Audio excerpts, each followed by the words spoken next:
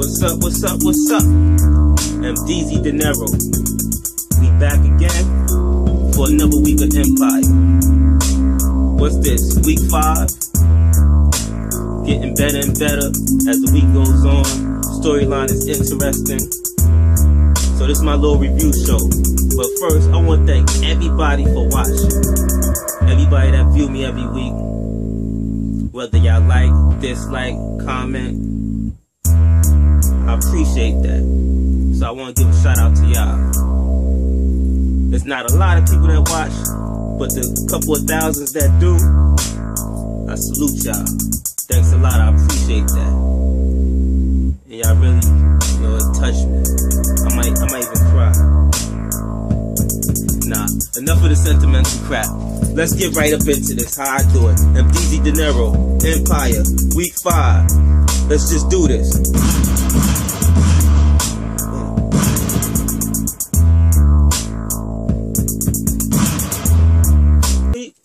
Lucius finally proposes to Anika. Finally proposes to his girlfriend.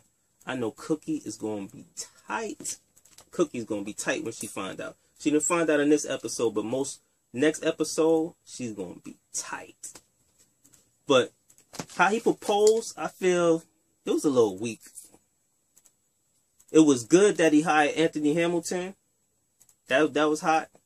But guys forget, it's not just about buying a big ring and hiring somebody to sing for your girl to propose. That's not the only thing that does it. It's how you propose. It's how you do it. I would have made it more of a surprise. Because remember, for a female, for us, it's like most guys, let's be honest, most guys feel, I proposed to her to get married. She should be happy that I just proposed. She should be happy that a guy is proposing to her. That's how guys feel. Let's get the cat out the bag. That's how guys think. But for a female, we must realize that everybody that knows her, like her family, her friends, even strangers, are nosy and want to know, well, how did your man propose to you? So for us guys, we gotta make that moment special. That's why when I finally find the right one, when I finally find that female that just, like, that I finally really want to give my whole heart to, I probably do the same thing. I don't got Anthony Hamilton money to hire Anthony Hamilton, but I got some bread. I be done brung Mario out of retirement for that ass. Have him singing Who Could Love You Better. You know Mario. Or, matter of fact, I might just pull out all stops. Hire Mario and that, what's that guy from Murder Inc. that used to be on the same label as Ashanti? What's his name? Young Lloyd. I hire Mario and Young Lloyd. Y'all know Young Lloyd. He had all those girls open. You know the guy that looked like the Kansas City Chief logo? Young Lloyd. I hire Mario and Young Lloyd for them. Have the female open.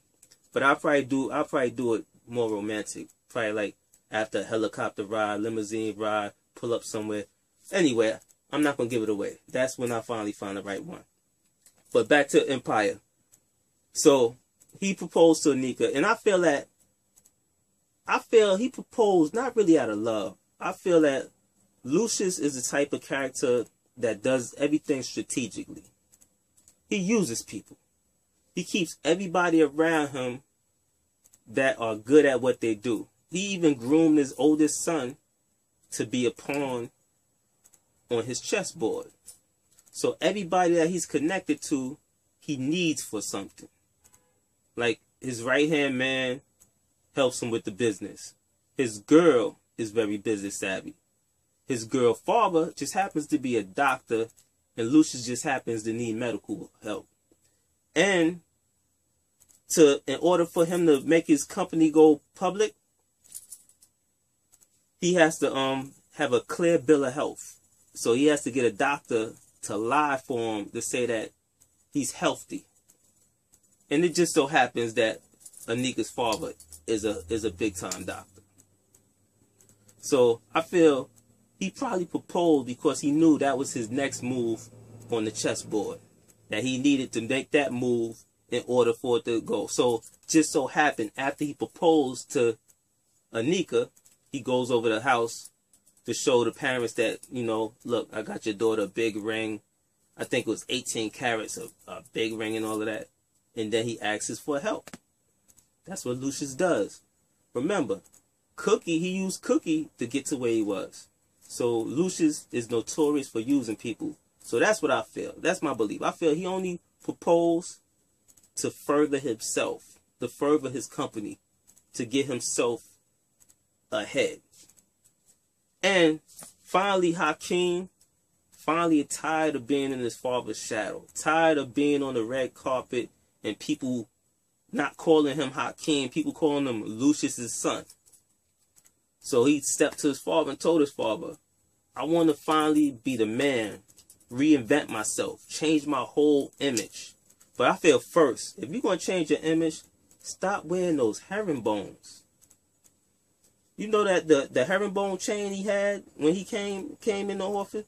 We used to rock that in the early 90s. You know the chain where if you turn the wrong way, it bends up and then it's a permanent dent in the chain, the herringbone, they mad cheap. He had a herringbone chain on. We stopped doing that in the 90s. But anyway, I guess it's an old school person that, oh, that's Timberland. It's probably an old school person that is a stylist and throwing all this old school stuff on him. I think he even had a 4-finger ring. If he had a herringbone chain on, he should have just came out with the 4-finger ring. 4-finger ring, herringbone, and gold teeth. That's how we used to do it in the 90s in Brooklyn. But anyway, back to this. Oh, and also, Hakeem, well, first of all, you know the oldest brother, Andre, him and his wife is trying to sabotage both his brothers. So his wife found out that the one that Hakeem is dating, Tiana, the singer, that she's actually a lesbian, well, bisexual. And I love them bisexual women. I think, see, a real man, a man like me, I love women. So, if I dated a lot of women that was bisexual. And I had no problem with that. I didn't feel threatened. To me, we was open about it. I feel those type of women are cooler than regular women. They're less jealous, most of them, and they're more open. Like the women I dated that was bisexual, we was able to talk about anything without them getting jealous. Like I was able, like we might see a bad female walk by, and I'll tell my girl like, yo, look at her, she's bad, or she might even tell me like, yo, look at that. And that's why I was always more attracted to women that was bi. But to each his own. But I thought that was very sexy. But Hakeem flipped out. See, most guys can't deal with it because it messes with their manhood. They feel threatened by a female. Me, personally, I know what I'm capable of doing. So I would never feel threatened by a female. I just think another female, that's more icing on my cake. But Hakeem was pissed off, start flipping. His father had to pull him to the side, talk to him and everything. But Cookie found out. Cookie understands the music game. By Anika coming out, I mean not Anika, by Tiana coming out as being bi, it would get more following, more controversy, and bring more publicity, help us sell more records. So they worked it out. So it backfired because Andre tried to sabotage the video shoot by exposing that Tiana was bisexual because he took pictures, he took a video, him and his wife, when she was in the clothing store, and he put the video on all of Hakeem's blogs. So everybody finds out that Hakeem's girl likes girls. But it backfired because they thought it through and they told Hakeem, run with it. That's even better for you. It might even help you even more. So that backfired.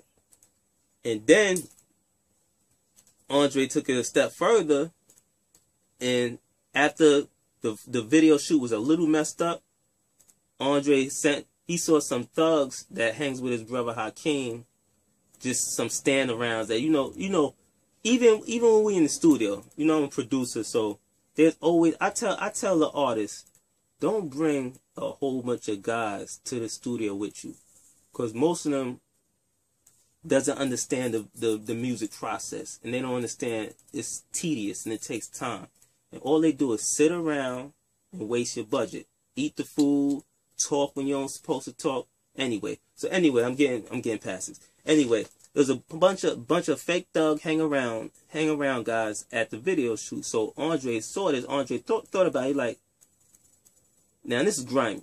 He actually wanted to send these guys to rob his brother. So to do it, he didn't tell him.